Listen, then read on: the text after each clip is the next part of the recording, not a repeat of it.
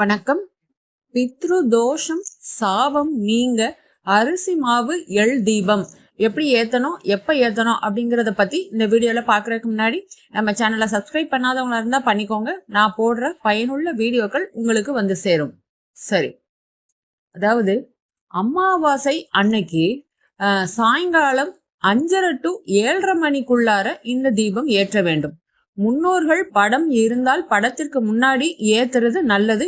இல்ல, முன்னோர்கள் படமே இல்லை அப்படின்னா ஹால்ல ஏதாவது ஒரு இடத்துல ஏத்தலாம்.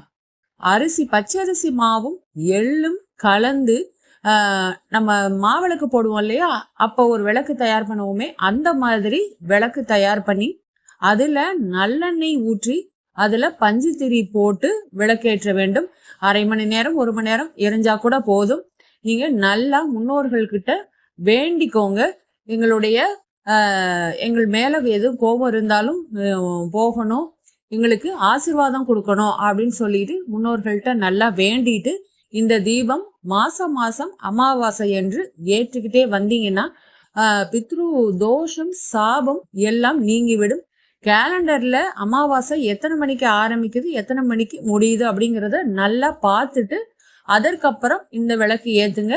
இந்த மாவு தீபம் ஏற்றி முடிச்சதுக்கு அப்புறம் அதை தண்ணியில கரைச்சி கால்படாத இடத்துல ஊத்திருங்க.